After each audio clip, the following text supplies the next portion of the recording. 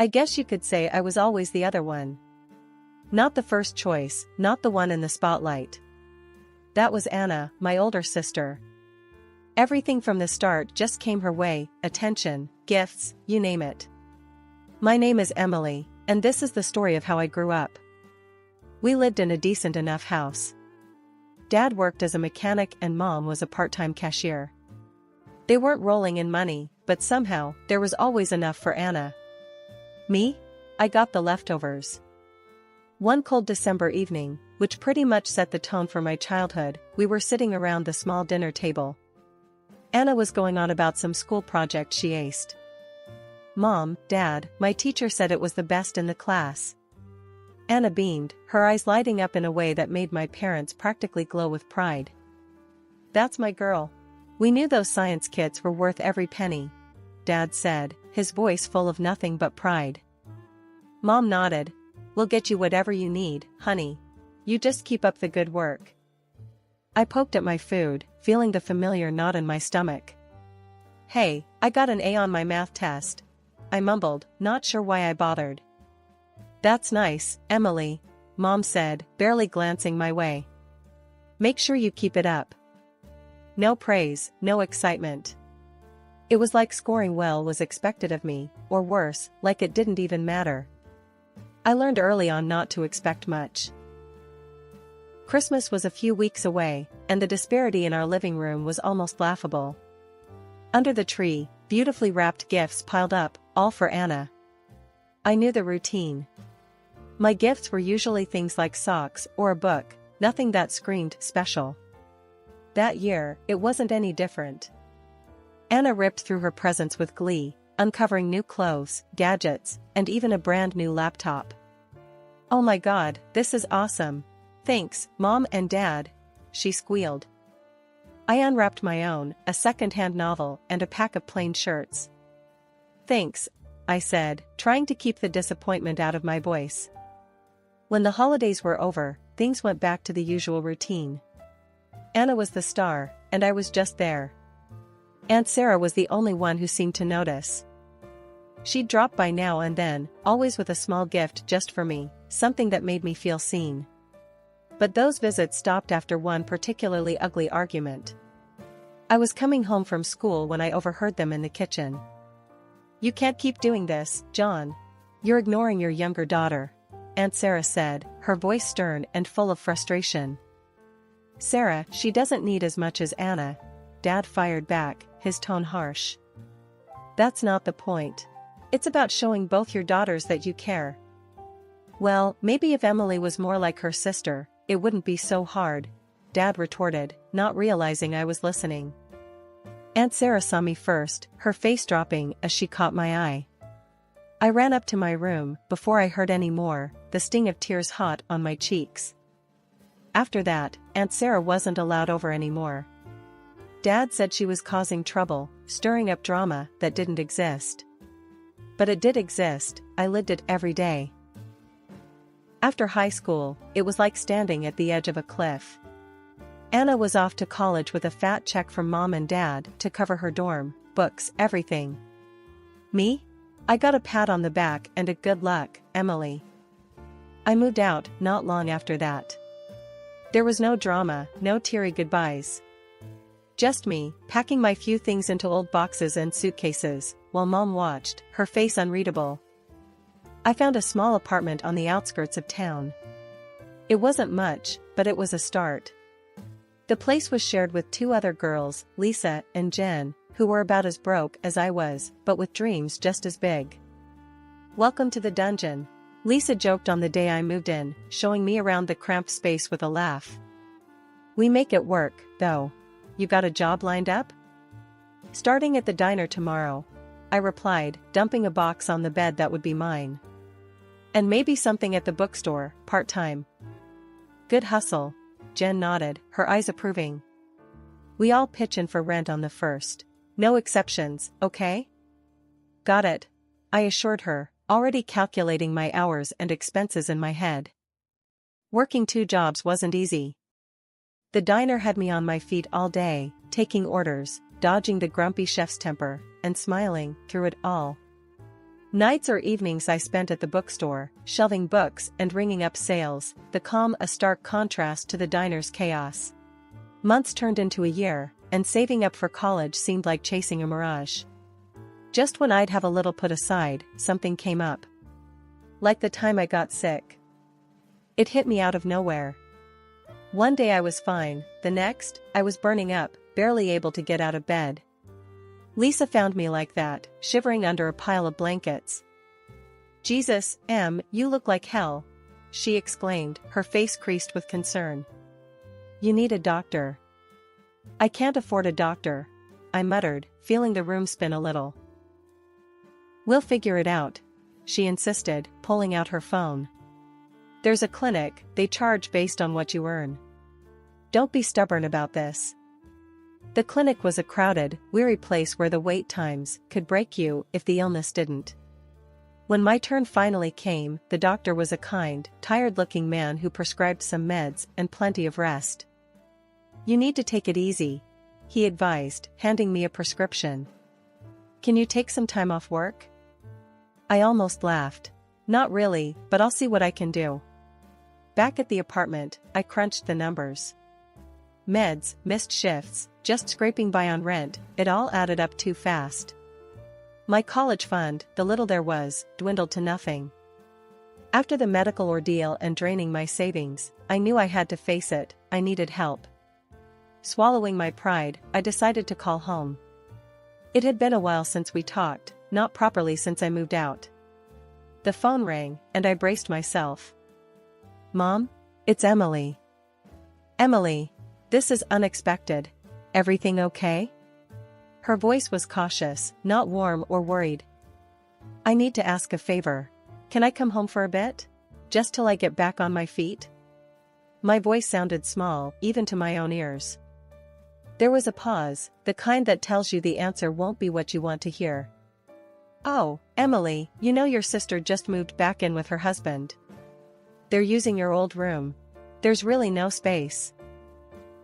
My heart sank, but I pushed on. "Can't we figure something out? Maybe I could sleep on the couch? It's just for a little while." There was another long pause. "I'm sorry, Emily. It's just not possible right now. Maybe when things settle down with Anna and the baby." I hung up and sat there, the silence of the apartment pressing down on me. They had made their choice, and I wasn't it. I was on my own, truly on my own. The next few days were a blur of applying for any job I could find, skipping meals to save a few bucks, and trying not to think about the fact that my own family had turned me away when I needed them the most. It was during one of my late-night job searches that I got a call from Aunt Sarah. "Emily, sweetheart, I heard about what happened. Are you okay?" Her voice was like a lifeline. "Hey, Aunt Sarah. I'm managing. Just trying to figure things out. Listen, why don't you come stay with me for a while? You shouldn't be alone through this." I felt tears prick at my eyes, relief washing over me. "Really? Are you sure? I don't want to impose." "Of course, I'm sure. You're not imposing. Your family, more than just when it's convenient. Pack your things, and come over. We'll sort the rest out together." "Thank you, Aunt Sarah. Thank you so much," I said, my voice thick with emotion. Packing up my things again, I couldn't help but feel the weight of the rejection, but also the warmth of being welcomed without conditions. Aunt Sarah's place wasn't big, but it was filled with love, something that had been sorely missing for too long. When I arrived, Aunt Sarah was waiting at the door. She wrapped me in a big hug as soon as I stepped out of the cab. "You're home now, Emily. Let's not worry about anything else tonight," she said, ushering me inside. Life at Aunt Sarah's was different from anything I'd known.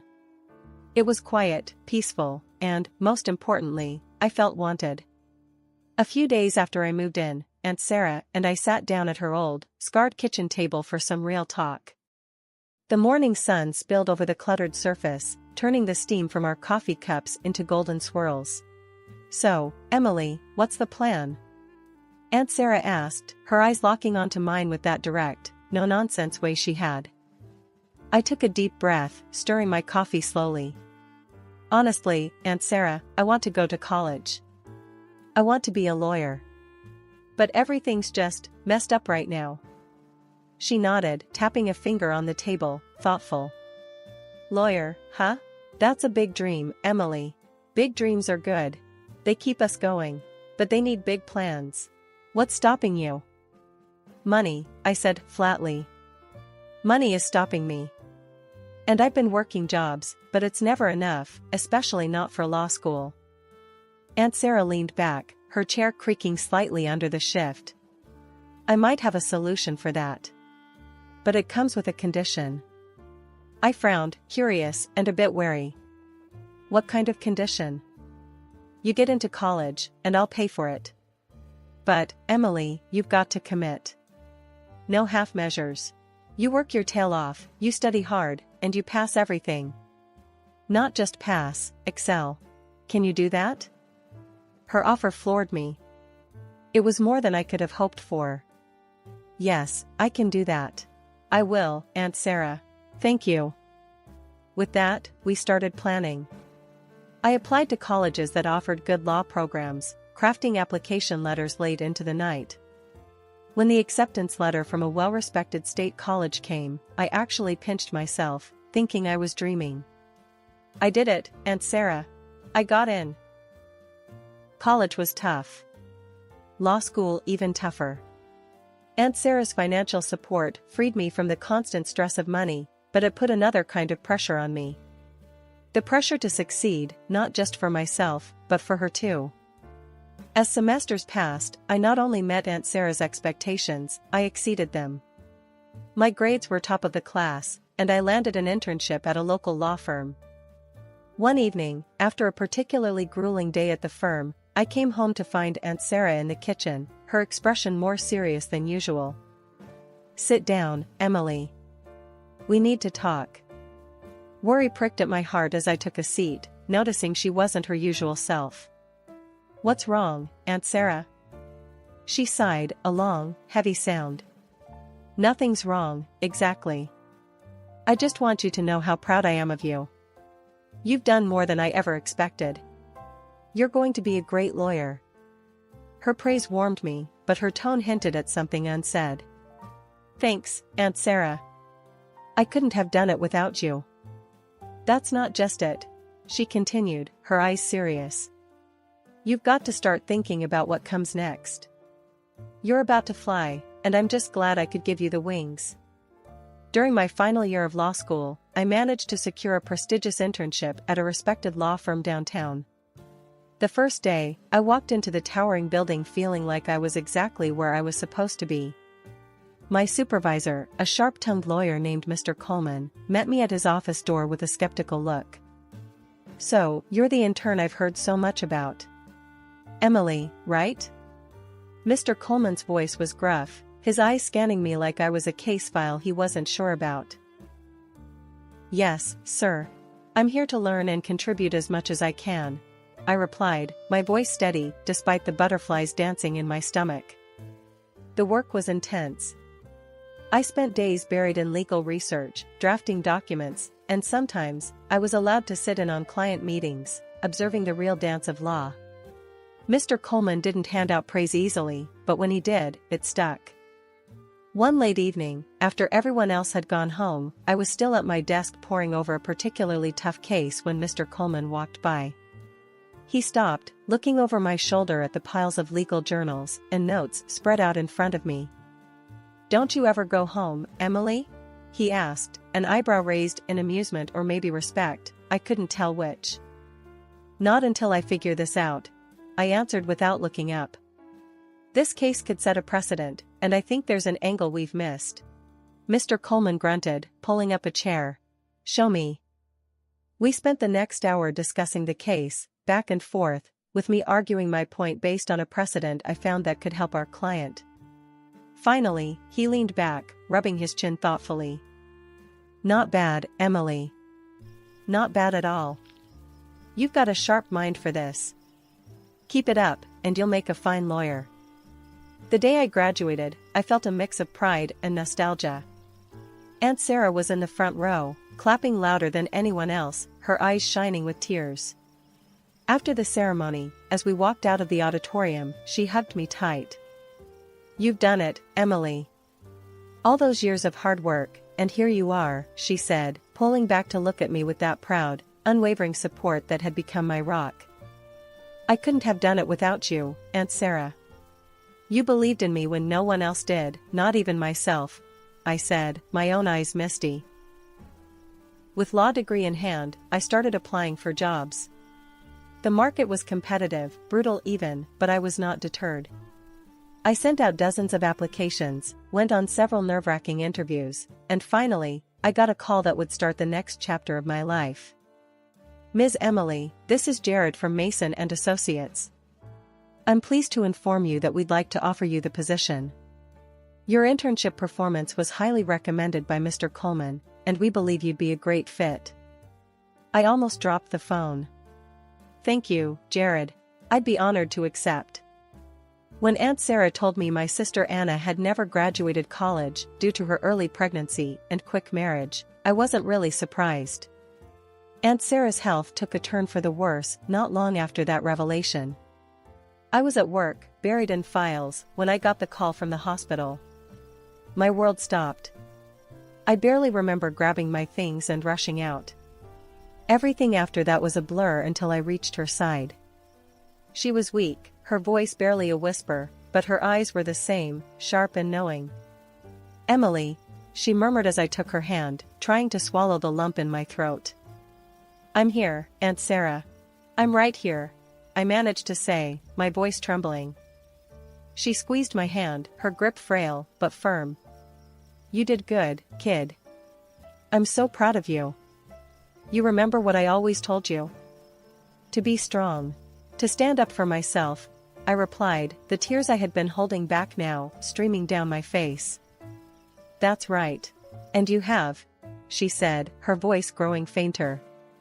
"I've left you something. In my will. The house, it's yours now." I nodded, unable to speak, squeezing her hand.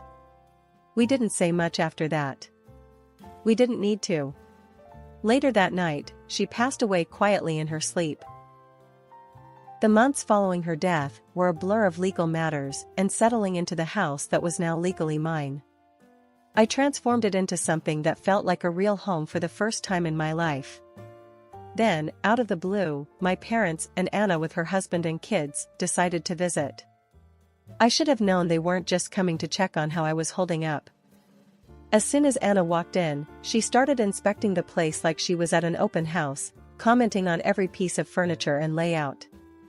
"Oh, this would be perfect for the kids," she said loudly. "Look at all this space, Mom." Her husband nodded, adding, "Yeah, we could really spread out here." I clenched my fists, trying to keep my cool. It wasn't until my mother chimed in that I lost it. "Emily, you should really think about letting Anna have the house. They need the space, what with the kids and all. You can manage fine in a smaller place, can't you?" I stared at them, disbelief turning quickly into anger. "Are you serious? This is my house. Aunt Sarah left it to me, not to Anna. I'm not going anywhere." Anna, who had been pretty quiet, finally piped up, her voice dripping with entitlement. "But you don't need all this space, Emily. It's just you here. We're a family of 5. It just makes sense for us to have it." That's when I laughed. It wasn't because anything was funny, but because the sheer audacity of their request was absurd. "You think just because you have kids and a husband, I have to give up my home? That's not how this works." Mom looked shocked. "Emily, don't be greedy. Think of the family." "Family?" I scoffed, the word bitter in my mouth. Where was this family when I needed a place to stay? When I needed help? They didn't have an answer to that. "Look," I said, my voice firm as I stood up taller, "I appreciate you all coming here, but this house is mine. Aunt Sarah wanted me to have it, and I'm going to honor her wish. You need to leave now." Anna's husband tried to argue, his face turning red, but I didn't let him get far. Out. All of you, now. Or I'll call the police. They muttered about me being ungrateful and greedy as they gathered their things. Anna shot me a look that could freeze lava, her disappointment clear. But as they left, the weight on my shoulders lifted. I had stood up for myself, for my home, and for Aunt Sarah's memory. I came home from work to the most absurd situation. I couldn't get into my own house, the locks had been changed. Before I could process what was happening, I heard noises inside and started banging on the door. It swung open and there stood my sister Anna, with her husband and their kids scattered behind her. "We've decided to move in here," she declared with a smug look, as if it was the most natural decision in the world. "What are you talking about? This is my house," I snapped, disbelief and anger swirling inside me. Anna shrugged, unbothered. "Well, we need it more than you do. We've already moved everything in." "That's not how any of this works, Anna. I'm calling the police," I said, fumbling for my phone. She laughed, clearly thinking I was bluffing. "Sure, go ahead." I dialed 911.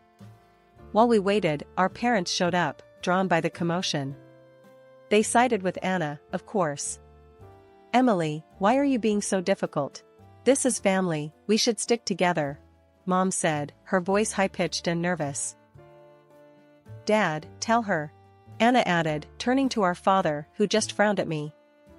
"This is just plain wrong, and you know it," I shot back, the reality of the situation making my hands shake with rage. Anna's husband, who'd been silent until then, stepped up. "Just drop it, Emily. Otherwise, you'll regret it," he sneered, his tone menacing. I started recording on my phone, aiming it at him. "Threaten me again, and it's on record." He lunged for the phone, but I sidestepped him. Right then, the police arrived. It didn't take long for them to assess the situation. My sister was crying now, her kids confused and scared. Anna's husband kept saying, "It's just a family matter," trying to downplay his earlier aggression. Mom was sobbing by now, pleading with the officers. "Please, they're just kids, they don't understand. We're her family." I took a deep breath before I explained to the police. They broke in and changed the locks. I didn't give them permission. "This is my house." The officers were firm. "Breaking into a house and changing the locks is illegal, even if you are family," one of them told Anna and her husband. Finally realizing the seriousness of the situation, my family's bluster faded. The police made it clear they had to leave. Reluctantly, and with plenty of resentful glances thrown my way, they gathered their things. After the police left, I called a locksmith to change the locks again, this time making sure no one else had the keys. As I stood in the doorway of my reclaimed space, the silence was heavy, filled with the echoes of the confrontation. It was a few months later when I met Mike. He was a friend of a friend, introduced to me at a small gathering. Mike was easy to talk to, with a straightforward way about him that I appreciated. "So, you've had quite the year, huh?" Mike said, handing me a drink with a knowing smile. "You could say that," I replied, the corner of my mouth tilting up in a half-smile. "It's been eventful." As the evening went on, we talked about everything and nothing, music, books, our shared disdain for soggy French fries. It was refreshing, talking to someone who didn't see me as the overlooked sister or the woman who kicked her family out. Weeks turned into months, and Mike started coming around more often. One quiet evening, as we sat watching a movie with a bowl of popcorn between us, Mike turned to me. "Emily, I've been thinking," he began, pausing the movie. "Yeah?" I responded, my heart skipping a beat. "I really like what we have. I mean, I know your house is your sanctuary, but I was wondering if you'd be okay with me being a more permanent part of it," he asked, his voice tentative. I looked at him, really looked, and saw everything I needed in his sincere, hopeful gaze. "I'd like that," I said simply, and his smile lit up the room. Life didn't become perfect overnight, but it felt a whole lot lighter with Mike by my side. We faced a few more challenges, like when Anna tried to stir up trouble again by spreading rumors about me being heartless. But this time I didn't face it alone. "Let them talk," Mike said one evening after I got a frustrating call from Mom, telling me how upset Anna was. "The people who know you, really know you, they know the truth. That's all that matters." He was right, and slowly, I began to let go of the anger and resentment. It wasn't worth holding on to. Instead, I focused on the good, the home I was building, both the physical walls around me and the emotional barriers I was letting down. "All right, everyone's presentations are done," Nick, the manager, said as he tried to move the discussion forward. "Excuse me, I haven't. I recently found out something." Nick interrupted me and began to speak. "There's apparently someone in this department who didn't graduate high school and is just a part-timer. Meetings should be for employees only." "Absolutely right." His lackey, Mike, of course, agreed with Nick. "I'm leaving." After leaving the meeting room, I started to shut down my computer. I noticed that an email had arrived, not in my personal inbox, but in the company's shared email. Thinking, there's no point in speaking up, no one will listen, I went home quietly. The next day, I heard a commotion from Nick's desk. He was staring at his computer screen, his face pale. "Nick, is something wrong?" Mike looked at the screen with him. And he turned even paler than Nick. Why is he so angry? Knowing the reason for Mike's distress, I thought to myself, serves them right. My name is Adam. My mother passed away when I was in the 9th grade, and I was raised by my father. Well, you could hardly call it being raised.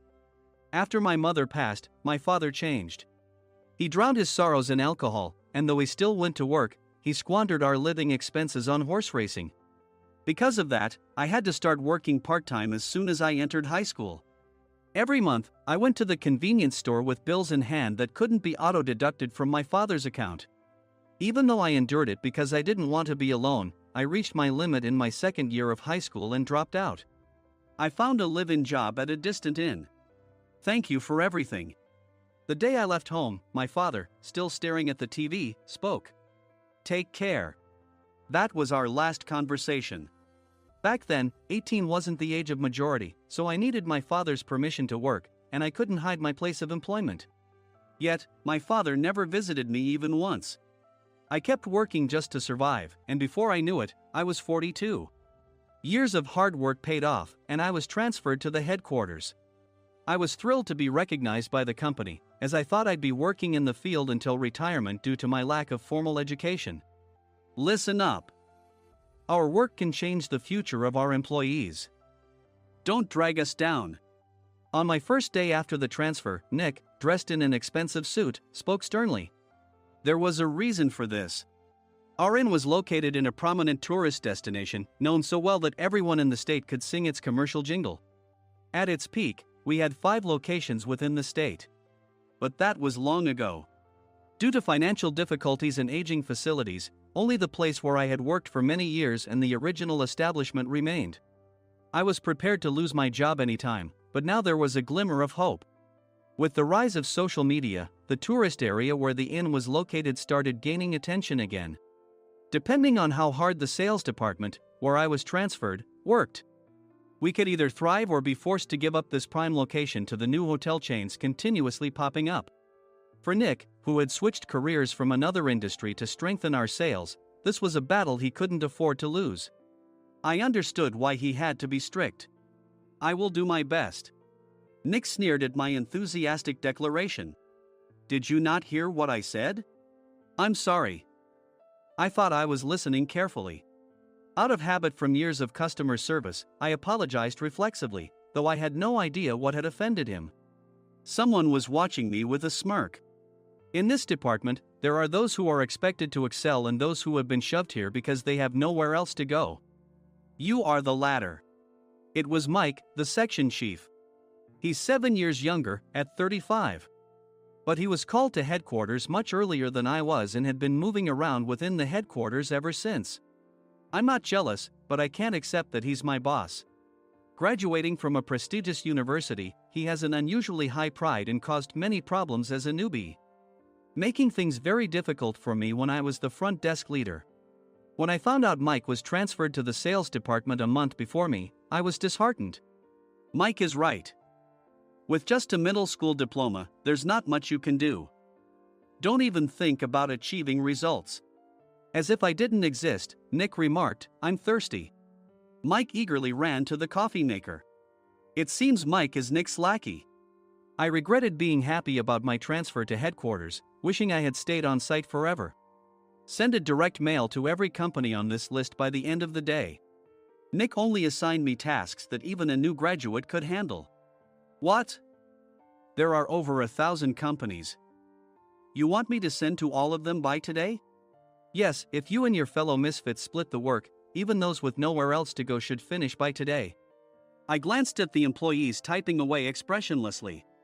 They were worn out from customer service, only thinking about leaving on time, or were women reassigned after having children. With zero motivation for work. Even Sam, a new graduate from the same university as Mike, who was supposed to be among the expected achievers, had no enthusiasm for the job. Having joined the company wanting to do customer service. I don't care what they say, I plan to quit anytime, he said. Only Nick and Mike were highly motivated, making all the decisions between the two of them. I originally only wanted to work at the inn to survive and had no particular attachment to this job. I swallowed my words, thinking I had no right to reprimand them.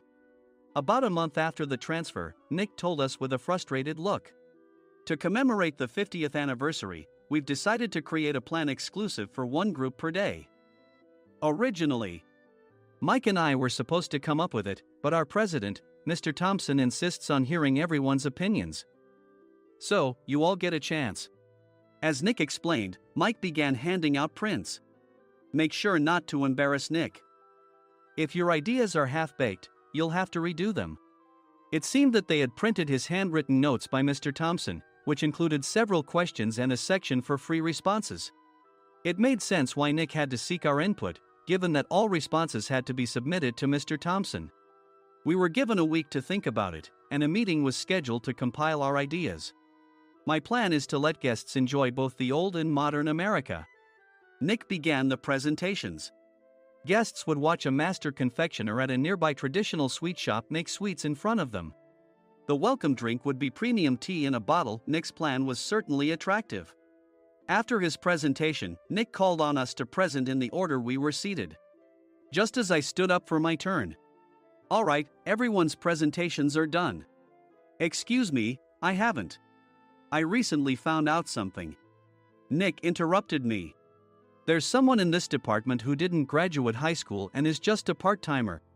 He was likely talking about me. I joined the company as a part-timer and was made a full-time employee when I turned 20. That was 20 years ago, so Nick and Mike probably had no chance to know until recently. Meetings should be for employees only. Absolutely right. After that, Nick kept creating opportunities to solicit everyone's opinions, purposefully excluding me from speaking. The meeting unexpectedly heated up and went past the scheduled end time. A few people asked to leave, and the discussion continued with the remaining few. Still here? Normally, you'd leave in that situation. Though I had no attachment to the job initially, hearing kind words from customers made me want to make them happier. For someone like me, with nowhere to go, the inn was my home and customer service was my life. I felt pathetic about my current self. I'm leaving. I left the conference room and started shutting down my computer. I noticed an email had arrived, not in my personal inbox, but in the company's shared email. Thinking no one would listen to what I had to say anyway, I quietly went home. The next day, while preparing the DM as instructed, I heard a commotion from Nick's desk. In his haste to stand up, he hit his knee on the desk. He stared at his computer screen, his face pale. Nick! What's wrong? Mike, thinking he should be the first to rush over, approached Nick while still wearing his coat. He peered at the screen with Nick. And he turned even paler than Nick. Why is he so angry? Who is responsible for this company? Nick, more irritated than ever, asked, and Mike answered without checking. Probably Sam. Sam wasn't there because he was attending a morning training session for new hires. Nick gave up on getting angry and returned his gaze to the screen. They were looking at an email that arrived right after the end of the working day yesterday. Apparently, no one, including me, had checked it before leaving. The email was from a large company that used us for their annual employee trips. The president and executives of that company also frequently used our services personally. President of the company, Mr. Mason himself, had declared that neither he nor his company would ever use our services again. Well, some companies cancel their employee trips or stop using our services due to financial struggles. Let's just move on. Mike kept wiping the sweat from his forehead with a handkerchief. Knowing why Mike was so agitated, I quietly watched their interaction. Do you know how much revenue we get from that company? We can find other guests to fill the rooms, but we'll lose the banquet costs, gift shop revenue, rental car fees, and more. Moreover, the gifts were supposed to be prepared by the traditional confectionery shop involved in Nick's proposed plan. If it's known that we incurred such a huge loss at this critical time, Nick's position in the company would be jeopardized. Nick took a deep breath, seemingly trying to calm himself. All right, Mike. Go to New York right now and apologize to Mr. Mason. What? You're coming with me, right? I have urgent work to do. I trust you, which is why I'm entrusting this to you. Please. Mike, believing Nick's sincerity, agreed with a determined look on his face, saying, yes. That's Nick for you. Even if Mike went to apologize, Nick would shift all the blame onto him if the client didn't change their mind. Well, it was Mike's fault to begin with, so it served him right. About 3 hours later, Sam answered a call from somewhere and repeatedly apologized, saying, I'm very sorry. Everyone watched to see what was happening. After ending the call, he informed Nick with a weary tone. When Mike arrived at the client's company, he only made things worse, further infuriating Mr. Mason. He was demanding, get his boss here immediately. It was no wonder Sam was exhausted, dealing with such a call right after returning from training. What is that idiot doing? All right, Adam, you're coming with me. If sacrificing Mike didn't work, then I must be next. Normally, I'd want to refuse at all costs, but I saw an opportunity in this situation. If I can be of assistance, I'd be happy to join you. I obediently followed Nick, and we flew to New York. When we introduced ourselves at the reception, it became clear how serious the situation was, as the receptionist personally escorted us to the president's office. Angry voices leaked through the door, making both Nick and me uneasy. Excuse me. I'm Nick, the supervisor. I understand my subordinate has caused you trouble, and I deeply apologize. Nick, with his experience in the corporate world, knew enough to offer an apology before excuses. However, his customer service skills left much to be desired. I sighed as I saw Mike trembling like a small dog in the corner of the room. What kind of training are you giving your subordinates? Mr. Mason glared at Nick with a red face. The intensity of his gaze made even Nick take a step back. Regrettably, I joined this company only 2 years ago and was unaware of Mike's issues. I should have identified his shortcomings sooner. Indeed. I should have realized sooner. No sensible person would come to apologize and then give a lengthy presentation on the drawbacks of not using their in. Nick froze, his mouth slightly open. Suspecting the worst, I picked up the documents that had fallen to the floor. It seemed Mike hastily prepared these documents on the plane, listing the disadvantages. Disadvantage 1: if you change the venue for the company trip, employees might suspect it's for cost-cutting reasons, leading to a negative impression. Reading it aloud half-jokingly, Nick snatched the papers from my hand and checked the contents with a furious expression. Among the stack of documents was a receipt from a nearby convenience store's copy machine. I felt a pang of dread, hoping he hadn't shown the receipt as well. What do you think he said when I asked what kind of nerve he had to do this? I'm very sorry. Faced with the dire situation, Nick must have thought there was nothing left to do but apologize. In a voice smaller than I'd ever heard from him, he uttered words of apology. He said, I'm a Harvard graduate. I don't believe I said anything wrong. Mike, what have you done? Forgetting his plan to pin the blame on Mike, Nick yelled loudly, even in front of Mr. Mason. I didn't do anything wrong. You're still saying that? Look at him. Mike pointed at me with a shaking hand. I was assigned to headquarters in my 20s and now I'm a section chief. This guy only made it to headquarters at 42. Everything I've done proves I was right. So why are we losing the contract? Having said his piece, Mike collapsed to the floor. Of course. You were sent there because you had nowhere else to go. Mike never expected to hear such words from someone he looked down upon. He lunged at me, and Nick hurriedly stepped in to stop him. Mr. Thompson told me Mike is a quick thinker, and to take good care of him. There's no way he was pushed aside. Don't make things worse here. He didn't say quick thinker, he said only quick-witted, didn't he? I don't remember that part. I recalled the many troubles Mike caused when he was a newbie. When Mike was on the front line, his pride was so high that he never apologized to customers. Customer service, especially in our job, doesn't work alone. It brings both good and bad situations. If the front staff or housekeepers made mistakes, or the cleaning company didn't properly clean a room, one had to apologize to the customers regardless of personal fault. Mike, in such situations, would never apologize, insisting he wasn't at fault. This often angered customers, and as the front desk leader, I frequently had to apologize on his behalf. He caused complaints and disrupted operations, which is why he was quickly moved to headquarters. In departments where he didn't interact directly with customers, his quick thinking was beneficial and things went well. But it seemed his flaws were starting to show. Corporate reservations are supposed to be entered into the system by the sales representative. But a quick check yesterday revealed that more than 10 items were missing from the client's reservation.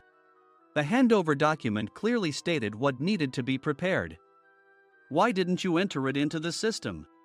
Why do we have to give them special treatment? Filling rooms near the banquet hall, setting up all the food in advance. Specifying the brand of wine, they're too demanding. No wonder he always angered customers, I thought, feeling a headache coming on.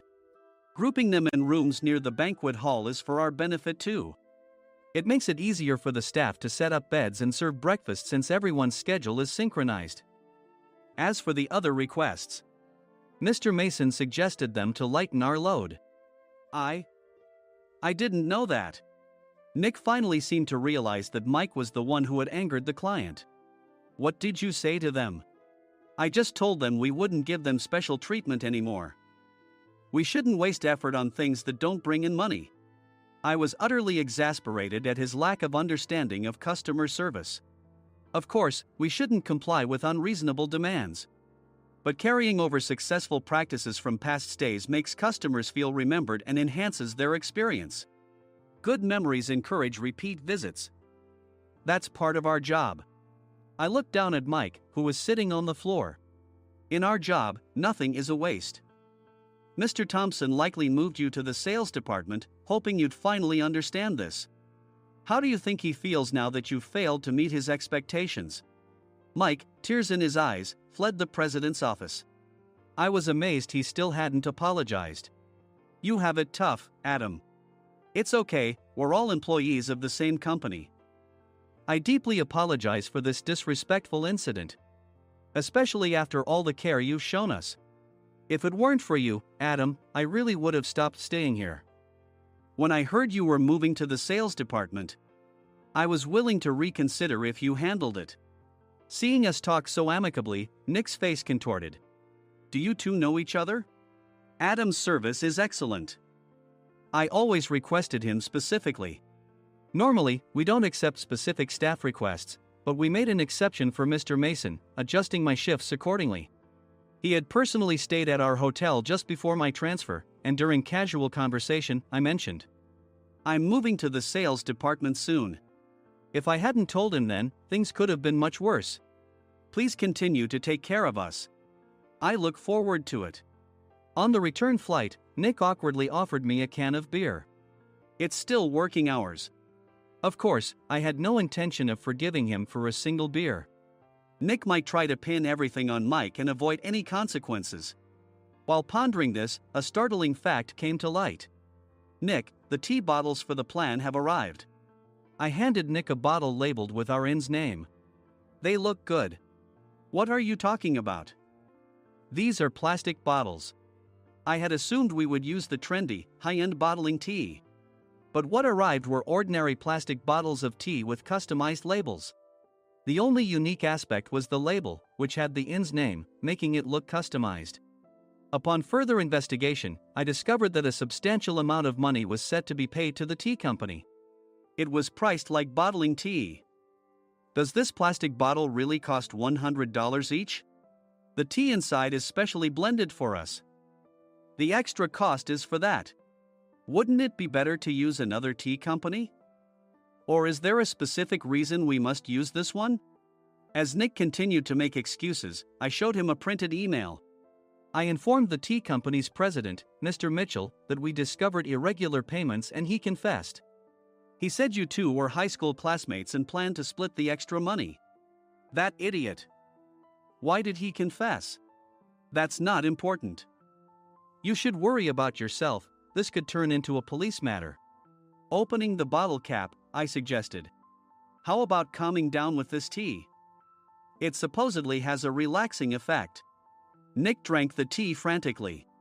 In the following days, decisions were made about their fates. Mike was reassigned to the General Affairs Department, with no chance of transfer or promotion, as per Mr. Thompson's orders. As for Nick, since the payment to the tea company hadn't yet been made, he narrowly avoided legal trouble.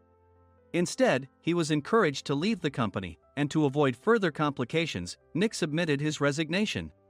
Rumor has it that connections between HR departments have made it difficult for him to find new employment. Even though it was good to have those two gone, something unexpected happened in the sales department. Everyone became motivated and united in refining the 50th anniversary plan. In the end, my plan was adopted. We collaborated with the Tourist Information Center to provide personalized guides. The plan, tailored to the number of guests, was truly special for the 50th anniversary. Hey, is Adam's family coming to stay? I immediately booked that special plan for my family. Sam noticed it on the reservation list and quickly picked up on it. Yes, I'm inviting my father. That's great. I might invite my parents too. I lacked the courage to face my father just as Adam. But here, with the confidence Mr. Mason praised, I felt ready. The 50th anniversary plan was a perfect opportunity to reconnect with my father. I hoped to bring back the days when we could laugh together as we once did.